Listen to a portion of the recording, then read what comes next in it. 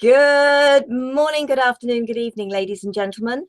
This is Gift of Healing TV. I'm Sarah Jane, your hostess, and this week I am delighted to welcome Mel Pledger, who's joining us to share about DeNA Light-Up. Let me introduce Mel to you. Melanie is the founder of DeNA Light-Up, the life-changing work that is reigniting the world of business and personal development. Mel overcame a series of personal childhood tragedies, which spurred her on to share her zest for life with business leaders from some of the world's best-known companies. Despite leading a seemingly successful life, it wasn't until 2009, at the age of 44, that Mel finally found that the life she'd been living was absolutely nothing to do with her. That was when she started her true voyage of discovery, and when the magic that is DeNA Light-Up was born. She is also the author of the book I'm Still Standing, under the name of Mel Carnegie. That's a change of name, but Mel, do you know what? I am absolutely delighted to welcome you, and I'm so looking forward to hearing more about DeNA Light-Up. Welcome to the program.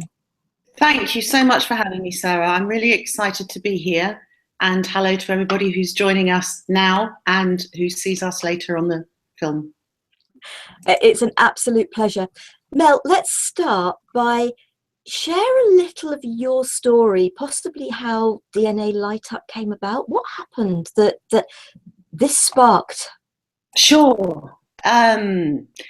The entire story is quite long, so can actually be found in the book for the detail.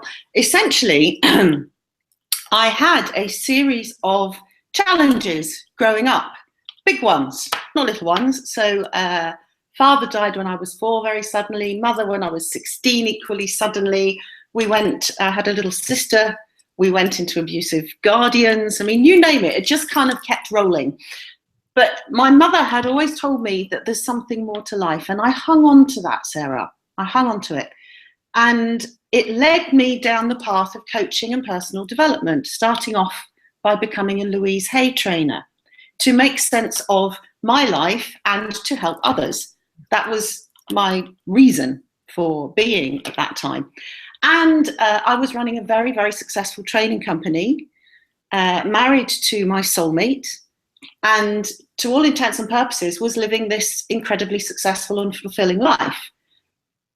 Then at the age of 44, I discovered that this soulmate of mine was actually what's known as a sociopath, and that behind my back, debts had been run up. He'd been living a different life. The company was ruined. It was just beyond comprehension. And what I hadn't realized is that during that time, I had completely lost me. But because my focus had been on helping others and on being successful or doing the right thing, or since childhood, just fighting to survive, I had completely lost contact. And I didn't know, Sarah. This was the point. I didn't know I had lost me until everything fell to pieces and I was left with nothing. And that's when the search began. So many of us, I'm wondering whether we lose ourselves or we just never find ourselves. I suppose it is losing ourselves because we are exactly who we need to be when we're born. And it's all those outside influences, everything people say to us, teachers, parents, you name it. It's everything that anybody else says to us that changes us, makes us think we've got to be what we aren't, who we aren't, and as you say, we totally lose ourselves. We do, and that's a fascinating point, Sarah, because you know, I don't know about you, but I'm like many people, and I was on this search to find me, to find the meaning of life, little understanding that the answers were already within. So I now absolutely know in every nerve, cell and fibre of me that we are born perfect, whole and complete. And that through a misunderstandings, we gradually, bit by bit, squash ourselves away, fragment, disconnect. But because everybody's doing it, or because we're consistently told this is where we're meant to be fitting in, then we don't even realize that we've lost ourselves. We just know that there's something we're seeking. Yeah. Does that make sense? It makes perfect sense to me. Folks, I know we've got people watching. We've got Karen here from Paris, one of our regulars. Welcome, Karen. Folks, please let us know you're there if you're quite happy. At the end of the day, I don't know how many Karens there are in Paris and around the world, but your first name, the town you're in, people aren't going to know whether it's you or not. But please let us know you're here. If you've got any comments, you've got any questions, please feel free. That's what this is about. And you know, the whole idea which we share, because we hope that you're going to realize that we totally understand. If that's where you are in your life at the moment, we've been there, because I can relate totally to all of this. Totally lost myself. Yeah. So Mel, yeah, absolutely. So how did DeNA Light-Up come about then? What was the light switch, the bulb, the whatever you want to call it? I like it. Well, this is how it came as such a shock, Sarah, because I had believed that I was absolutely on the right track, having overcome so much as childhood, and then sharing magnificent coaching and training and development tools. I honestly thought I'd nailed it. I thought I had nailed it. And then when this truth, this literally life-changing, annihilating truth hit me, and I didn't die, I was left going, oh, now what? And there was nothing there. So what I did was, in the middle of that trauma, I did the only thing I knew how to do. And I fell back onto all the coaching, the training, the personal development that I had lived and breathed for so many years.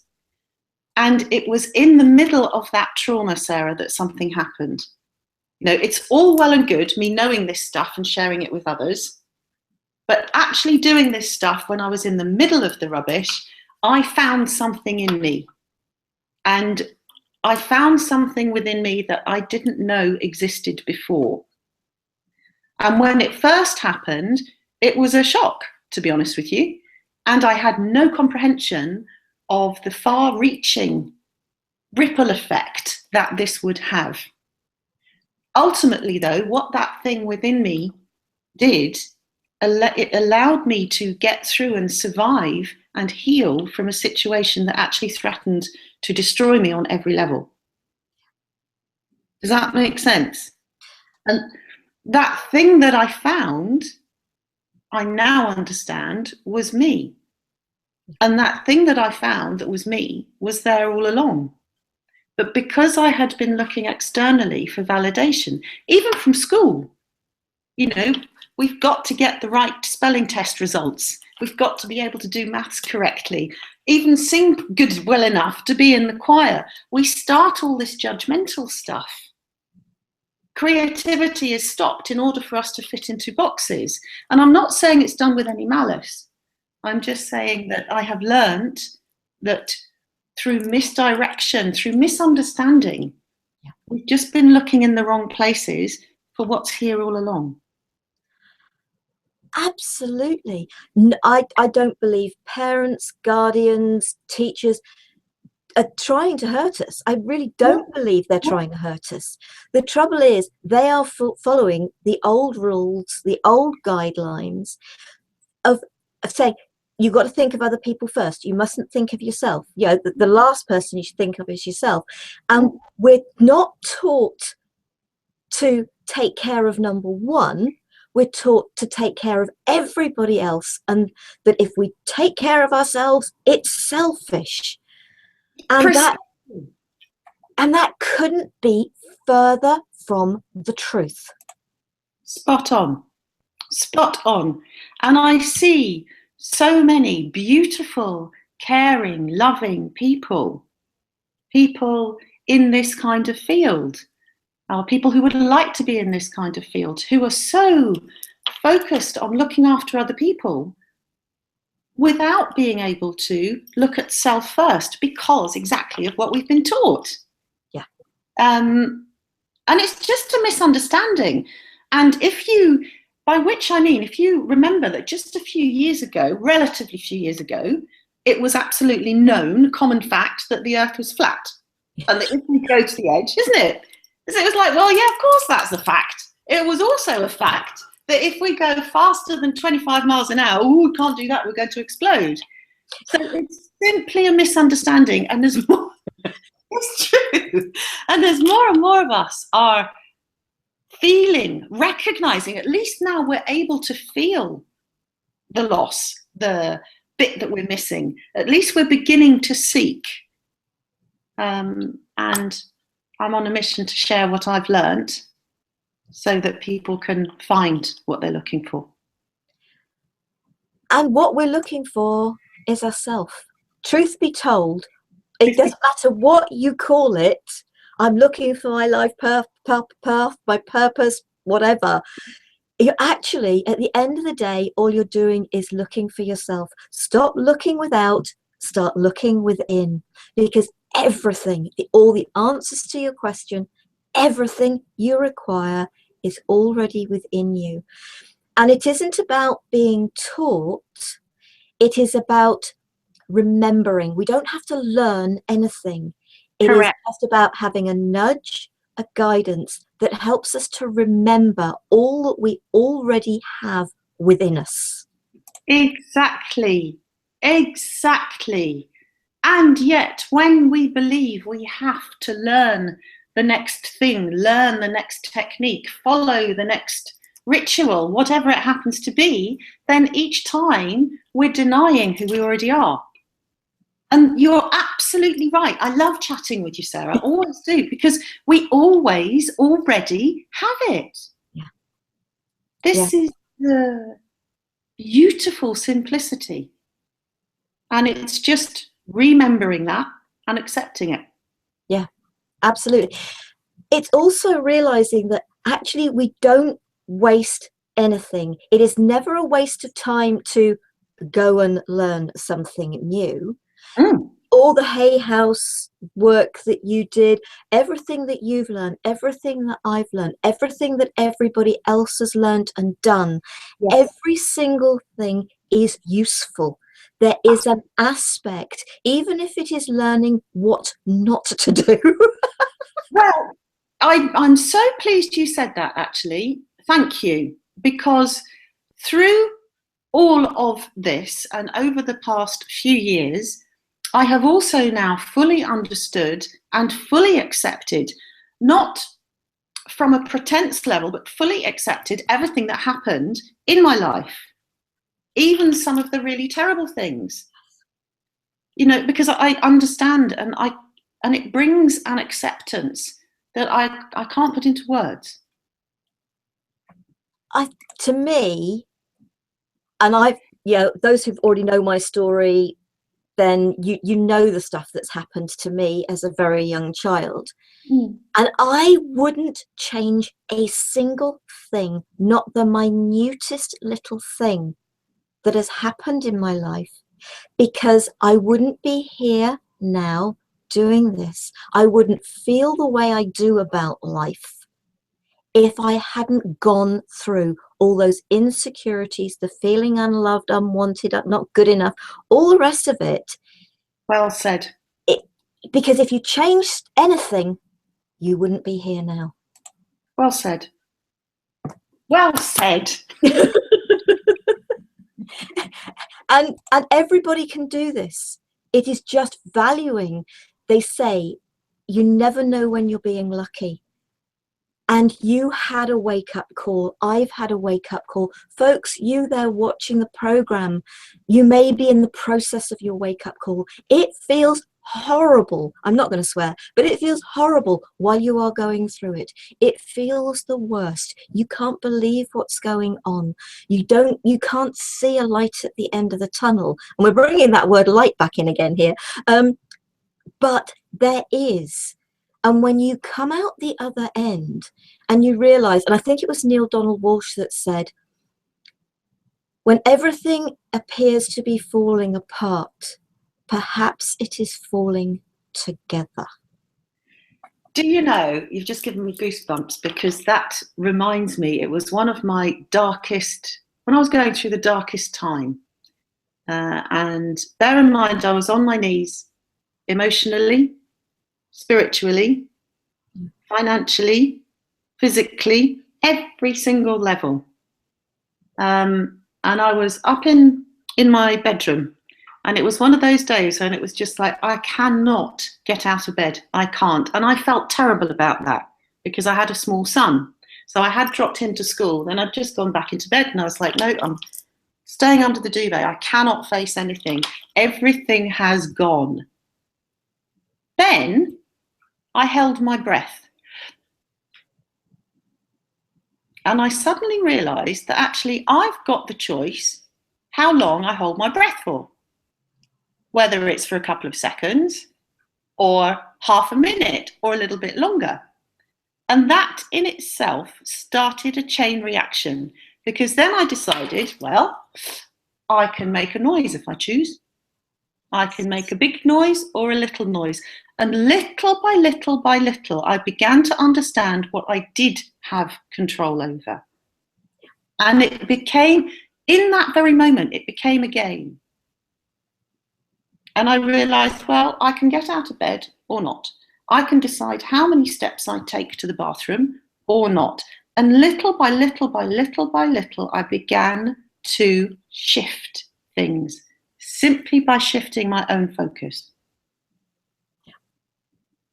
Even in the darkest times, there was something I could do. We all have a choice. There is, it may appear to be Hobson's choice, is a saying is that we have here in the UK, which seems to be no choice, but we all have a choice. We can say yes or we can say no. So I know that you've got everything to do with, or you said a lot to do with DeNA Light-Up is experiential. So it's about getting involved. It's about experiencing. Yeah. So is this actually, I have a choice. I can turn the light on or not. You know, sort of, I can have a shower or a bath. You know, I can have a cold meal or I can have a hot meal. There are so many things. I can go for a walk. I can stay in. You know, there are so many things in a day that we do have a choice about. But actually, there are considerably more things we have a choice about. We just don't think we've got the choice. Well, shall I share something? May I share something with you? It's just to make sense. Let's just go ahead. So, I have learned that many of the things that I felt so trapped by are simply things that I would do because I was used to doing them. Yeah? And when people would say things like, oh, well, you know, it's because she's an orphan, or oh, it's because her mother died, it's because she's divorced that she does that, then I became more labelled and I myself became more trapped. I've realised it's an absolute doddle. It's nothing to do with that. And I'll show you, simply so you can feel it. So if you pop your hands together, yeah, okay, so you did that automatically. Don't think about it, automatic, easy peasy. Now, I have learnt to call this habit. Okay, it's things that we do automatically. Now then, if you undo your hands and then pop them back, the other way around, completely the other way around. Oh. Yeah, your face says it all. How did that feel? I had to think about it. Think about it. Does it feel quite as natural, quite as normal? No. Exactly. Now then, I've learnt that this now is called learning, but it feels odd, doesn't it? Some people, when I do this, they go, ugh! It's really funny. So that's how, go back to the other way. You see, your face said it again. It's an absolute relief.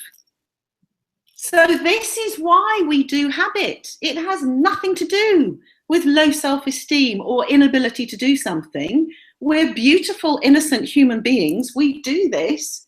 We stay doing what we're doing because it feels nice. It feels normal, regardless of whether it's good for us or not. Now then, if we swap a few times,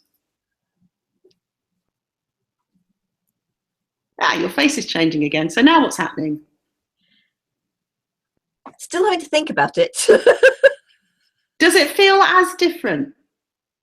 No. No. Good. And your face is changing again. Yeah.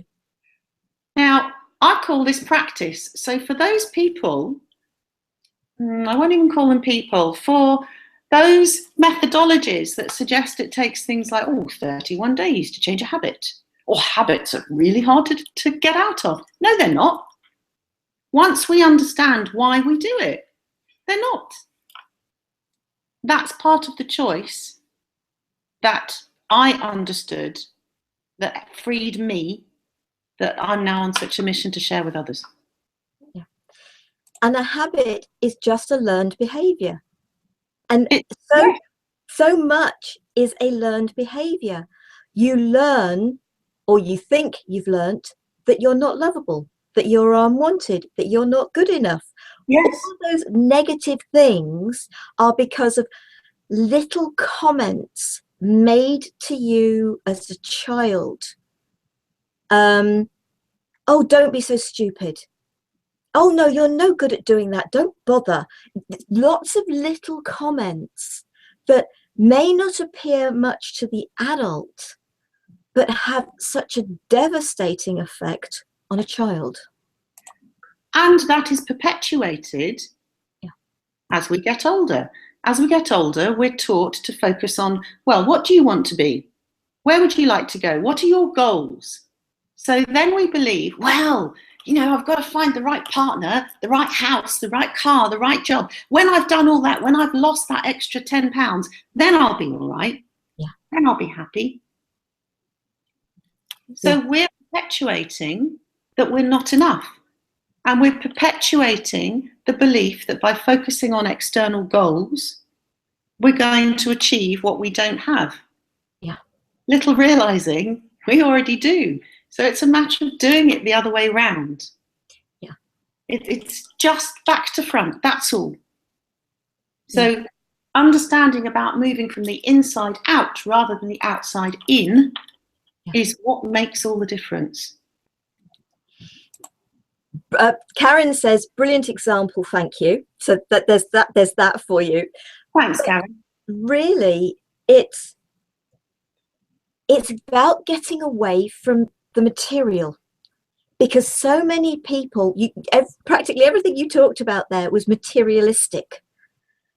And it is stepping away and realizing that everything you truly require. Yes, don't get me wrong, I appreciate we all need a roof over our head. We need food to eat, clothes to wear, because most of us don't live in a climate that you can go without the roof over your head or something covering you, and we all need to eat. Yes, and I believe it's more than materialistic. It's this unhooking from responding to external factors. We're all seeking validation. And the thing is, if we're seeking validation from somebody else, so that can be so that's a human being, not something material. And if we're seeking to make the right impression, then by doing that, I'm already saying I'm not enough. I'm confirming to myself that I'm not enough. And this is where to turn it round the other way. Somebody said to me recently, you can't pour tea from an empty pot. And that just had me in stitches. And it's so true. It's so true. And yet we're taught, oh, well, look after the right person and make sure you're strong enough in order to get that job. Make sure, do as you would be done by. Without first understanding that if my teapot is full, I can serve the world. Yeah. And that is the shift. It's a small shift. Small. And that's what makes the difference. And it took me to be knocked, I'm looking over here because it happened there in my kitchen by my oven, to be absolutely knocked on the floor by everything to understand and feel and know and experience this truth. Yeah. And this is why I now share it with others, so that they don't have to do the ridiculous lessons that I did. I must have been one of life's rather dumb students, I reckon. Bashed so many times.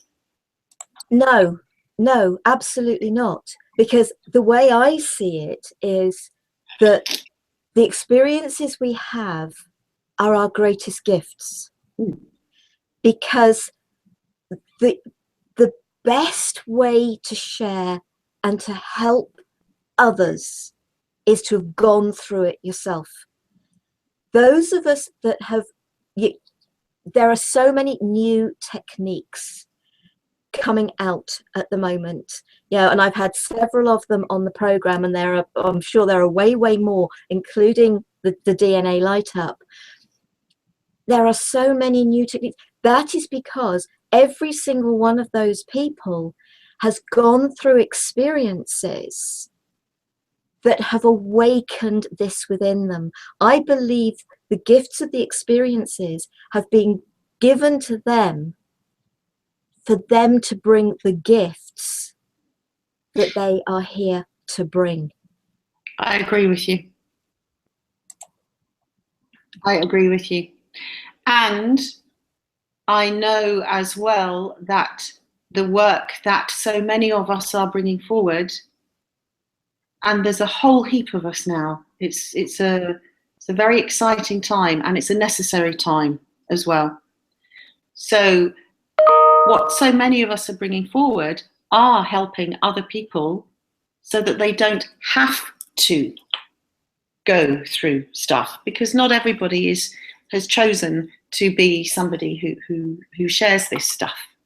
Yeah, some of the people that you and I work with, and other guests that I've had in the program work with, are those that require it more for themselves.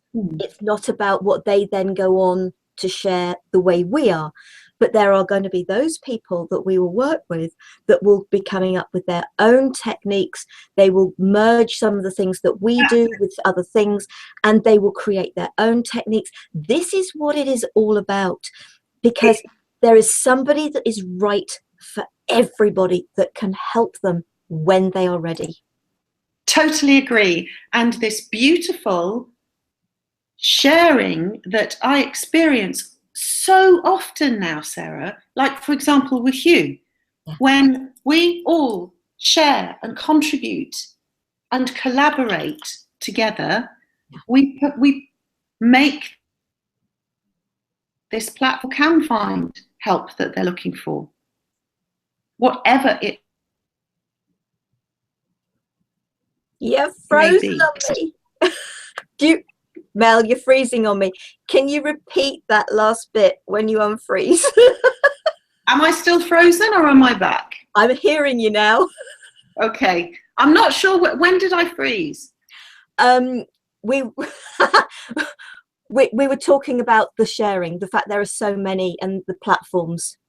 Yeah, the sharing and the openness and the collaboration. This is something I am loving, absolutely loving, because between us all, honouring our own unique, beautiful gifts that we have to share and making it as widely available as possible, then we're really creating good stuff and helping people, because I reckon there's enough suffering now. It's enough. Yeah, I couldn't agree more. It is so time to help people to live from their heart, to follow their heart, to realize that it is not selfish to do what is right for you. Because when you do what is right for you, it is actually totally right for everybody else around you. Yeah, absolutely. So you said that it's very much experiential what you do with DeNA Light-Up. Do you want to whether there's anything that you can share with us, whether there's anything that you can talk to us about DeNA Light-Up, so people get more of a feel for it. Sure. DeNA Light-Up is currently a one-to-one experiential journey that is delivered by an activator. So an activator is somebody who has come and trained in delivery of DeNA Light-Up, and I started this at the end of last year. So until then, I didn't know if it was trainable. So bit by bit, we're getting people out into the world. But over 2 sessions. No, it's not something that's a weekly therapy basis that goes on for 2 or 3 years. It's literally 2 sessions, 1 2-hour, 1 1-hour, and then that is the Light-Up. And then there's a follow-up after that. And then it's a lifelong commitment, and it's a lifelong game, because after people, they join our community. So we're building a community of people who have gone through this, so the sharing continues. And whilst it's something that I know is eons old, this is also new, and we're pioneering and creating along the way. Yeah. Did that answer your question? I went off on slightly a tangent. Did it answer? Yes, it did answer the question, because okay, yeah, you froze a little bit, but we got it. So we're definitely, this is the joy of this, folks. It's technology for you, and it does these things to us. But we're here, and and I hope you got that. If you didn't for any reason, please just, if you're live, put in a note, folks. We are going to be sharing Mel's website. Please do go and check that out as well. Have you got anything more that you can share? Anything more that we can sort of join in, like your little thing with the hands, that people can experience a bit more? I've got loads of stuff. It's what to play with first. I know. So this is this thing to do with that we're taught to focus externally, right? Mm-hmm. I'm going to ask you now to reach up as high as you can. 1 hand or 2? Now reach up a bit higher. Now, pop your arm down. What happened there? What did I ask you to do to start off with? Reach up as high as you can, then reach up a bit higher. And in spite of the fact that you reached up as far as you could, you actually found you could reach up a bit higher. Higher. Now then, also, so there's always something more that we can be. Not that we achieve or perform, that we can be. And the interesting thing is, Sarah, when I asked you to reach higher, you did not look up for an external goal. You just did it. So this came, you see I'm smiling, so this came from within.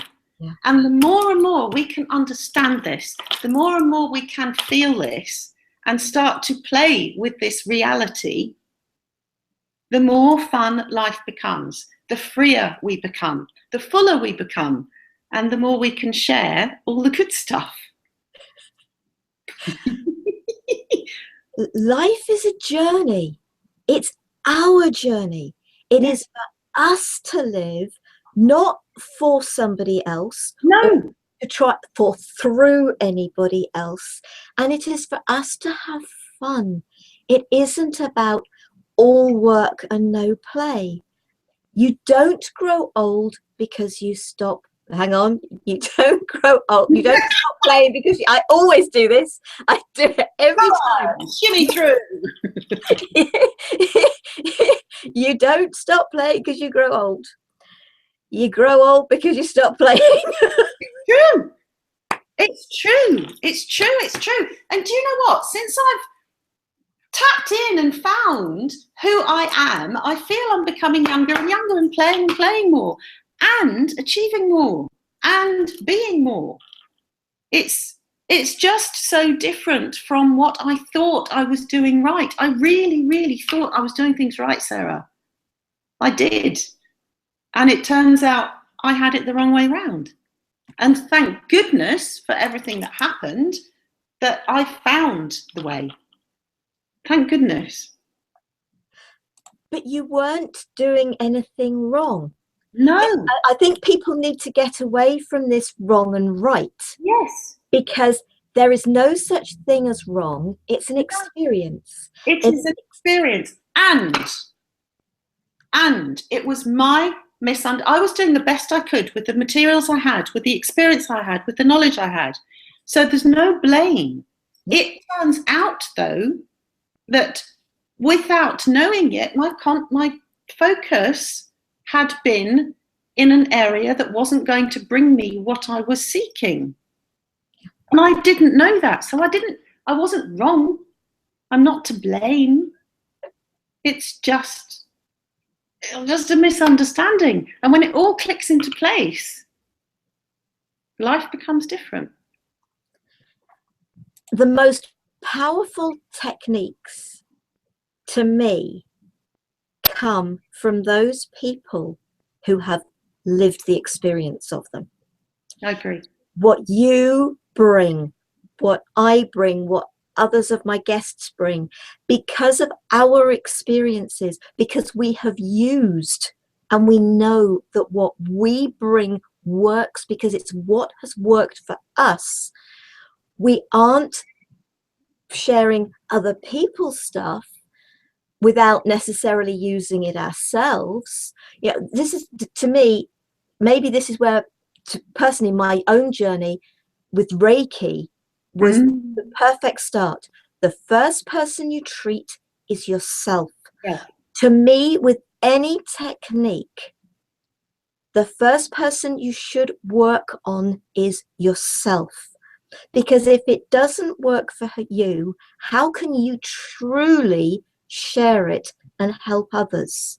When you can work and share from absolute experience for yourself and knowing that it worked for you, people have to do with it what works for them, but you can bring in tools and techniques that have worked for you because you've used them.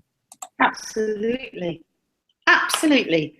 And one of my earliest teachers was Louise Hay, as you know. And her story was so inspiring and compelling. And the work she did as a result has helped millions and millions of people because it's what she went through and what she discovered in the process. And through what she discovered, she's helped millions not have to go through that same journey and instead experience other things. It's a sharing of freedom. Yeah. Yeah. Freedom. Freedom. Freedom to be yourself. Freedom to listen to your heart. Freedom to be true to who you are. Freedom to find yourself. Yes. Yes. There's a story. May I share a story with you? When I heard it, it just sent goosebumps up and down everywhere. And it's a story. This is a story. It's a motivational speaker who was a single father. So I kind of resonated with that because I was a single mum. And it was his weekend to have his son. And this motivational speaker, it was a Sunday, the next day, excuse me, was his biggest speech ever to his biggest crowd. It was critically important he got it right. So he's there on the Sunday, scribbling away, doing what he thinks is right in order to get this speech done. And it just wasn't quite coming. His little son comes in, says, Daddy, Daddy, Daddy, please can we go to the park? Please, you promised. And he goes, oh, yes, I did. So he feels torn. What's he going to do? It's a Sunday. So he has a look through the British Sunday supplements, you know, those great big ones we get, full colour supplements, looking for inspiration. And there he finds it, a world map. Full colour, full detail, spot on. So he rips it out. He rips it into pieces and he gives it to his son together with some sticking tape. And he says, son, you go and do this jigsaw. Daddy will continue doing the work. When you do the jigsaw, I'll have finished the work. We can go to the park. Deal? Deal. Sorted, sorted. Great. Off goes little boy. Daddy goes back to speech. Still not coming. And he's huffing and puffing. 6.5 minutes later, boy comes back in again and says, Daddy, Daddy, I've done it. Now this little boy has completely put the map back together again. And the dad goes, my goodness, how did you do that? I've got a genius. How did you do that? And the little boy says, well, it was easy, Daddy, because on the other side was a picture of a man's face.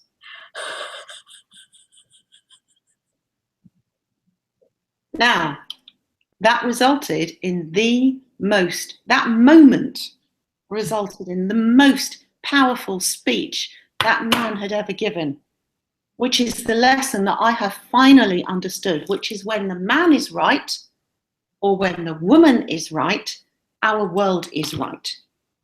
That's the only way it works. And there are times when we have to step back and let ourselves look at things from a different perspective. This is why these I'm just trying to think what they call them now, when a group of people get together and they all talk about something and they bring, I've got the name of them's gone out of my head because that's life, but when the people have these get-togethers and they all talk about it and they all share their ideas, and you may the person who brings the first comment, the first thought, it may never have anything to do with that by the time you get to the end. But that first comment is the start of it all. And it is these mind something or others, they call them, whatever they call them. But by looking at things from a different perspective, stepping out of it, what suggestions would you make to others if somebody came to you and said, I'm in this situation, your situation, what would you say to them? What advice would you give? Now, I hate that word advice, because if anybody gives me advice, I'm not good at listening. Somebody makes a suggestion, I'll listen. But sometimes we need to step out because the answer is on the other side. Well, there are plenty of techniques that people can use. One that I consistently used, and in fact, so I would go to myself, okay, what could I believe? What could I say to myself that would help? It would take me to notice, though, that I was going in a downward spiral or that everything was just piling on top of me. And then it would literally be a come on, come on, come on, get up. What would help me? What would help me? And sometimes nothing would come. I remember once, everything had fallen in. I just had terrible solicitors' phone calls. There was all sorts of rubbish going on. And I was in floods of tears. And I said, well, okay, what would help me? Even though it's not true, doesn't matter. What would help me? And I decided what would help me would be to say to myself, everything I need is already within me. Now, my conscious mind and everything else went, oh, go away. You're having a laugh. Who are you kidding? Stop it. Like the habits thing, though. Yeah. I decided, no, I'm going with this. So I walked out of my kitchen, changing my perspective physically, out of my kitchen, out through the front door and around the village. I just walked around saying to myself, all I need is already within me. All I need is already within me. And I started making it into a dance and a kind of like a march, really. And by the time I came back, I was actually using my arms as well. When I walked back through that door, my world was totally changed. The thing is, the issues were still the same. The horrible letters were still the same. The ghastly phone calls still had to be changed, had to be done. I felt different though. Yeah. And that's what choice and freedom is about. Yeah. For me. But it's true for us all. It's getting out. In that respect, it was very much about getting out of the head, getting out of the fear, the false evidence appearing real. And it was making the head think, no, there is another way. So it's find the way that works for you. I use affirmations daily, which is all you were doing. You were just creating an affirmation which you repeated on that walk. I've done things like that. I go for daily walks, and sometimes it's almost affirmation time when I go around on the walk. It's repeat. Brilliant thing to do. Try it, Well, folks. If you haven't tried it, do it. If we're stuck, if we're feeling stuck, move. Yeah. And that isn't said as a glib comment. It's what I did. Literally move. It doesn't matter what the situation is. If I am stuck and I recognize it, the trick is in recognizing it, then just move. Breathe differently, sit differently, move out of the room, shut your eyes, say something in a different voice, shimmy, by which I mean just shift your body, move, and things change. Yeah, absolutely. And I'm not meaning to belittle any situation at all. I'm sharing the crazy things, really, the little tiny things that I did in the depths of absolute despair. And as I would do little tiny things, then I refound myself and my self-esteem and actually started laughing.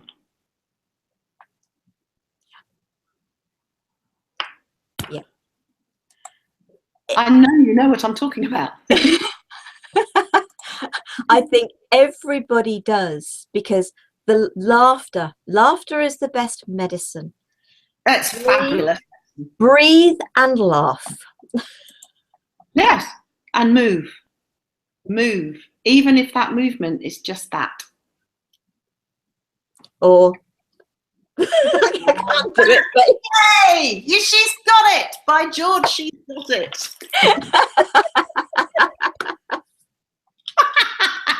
I love with you. You always make me laugh. Mel, we have actually come to the end of the program, which is such a shame because I'm so enjoying this. Oh, that went so fast. Have you got any last little thing that you would like to share with our listeners? Yes, and this is something that went running through me all of the time, and it's another simple thing, and it's just a reminder of who we are. And just remember, we're not called human thinkings, we're not called human doings, we're human beings. And once we remember that and reclaim that, in whatever way, shape or form is right for us, it shifts things. We're human beings, let's be. Absolutely. It's so about being, not doing, not thinking, not worrying, not any of those things, not stressing. Absolutely. Mel, it has been an absolute pleasure. I've thoroughly enjoyed myself. Thank you. Obviously, the people that we've had watching have been obviously delighted with what you're saying, because I haven't had any questions or any comments for us. But thank you to those of you that have been here live. Mel, do you want to share quickly about your book, I'm Still Standing, and your website, so that we are sharing that with folks? Sure. The book here, I'm Still Standing, by Mel Carnegie, is my story of stuff that I've overcome and how I did it. The Light-Up website, please come and visit, is DeNA Light-Up.com. You can also find us on Facebook and on Twitter. We'd love to hear from people. We're growing and growing and growing, and there's lots of exciting stuff going on. Brilliant. Thank you very much indeed. Folks, I've just put the website address up on here if you're live. What I will do for those of you that watch the replay, before I get onto the YouTube video tomorrow, this should already be up on our website. On the About Us page, you will find Mel's bio, and you should find her website address on the About Us page. Tomorrow morning when I go in, I will put this under the YouTube video as well, so that you can connect with her. So if you're watching this via YouTube after my time tomorrow morning, you should find the... And can I also let people know that if they've got any questions or any stories they'd like to share, or any way in which I can help, please email me directly. I'm always happy to organise a Skype. I'm very happy to hear from people.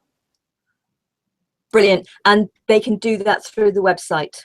They can do that through the website, mel@DNAlightup.com. Brilliant, Mel. Thank you so very much indeed. Folks, next week we have with us Richard Ellis. Richard is a Reiki master, and for those of you that have been with us for a while, you might recognize the name. Richard was on with us earlier this year, and he's going to be sharing, it's going to be definitely more about Reiki, folks, but he's actually called the program What Makes an Effective Healer. And Richard will actually be right here with me next week, because he's local to me, unlike Mel, who's in France, so that wouldn't have been quite so easy. Fine. So Richard will be here with me next week. Thank you so much to our guest, Mel. Thank you so much for that. It's been an absolute pleasure. Thank you for having me, and thank you for creating this beautiful platform. I feel deeply honoured to be involved in it. Thank you. Absolute pleasure. Folks, have a great week. Karen says thank you, ladies. Great show. Thank you, Karen. Thank you to Mel. Thank you to all of you. Have a great week. Hope we'll see you again. Other shows, they're all on YouTube. They're all on our Gift of Healing TV website. Go and find them. Go and enjoy them. And do watch this again. There's so much information Mel shared. Love, peace and light to you all. Namaste.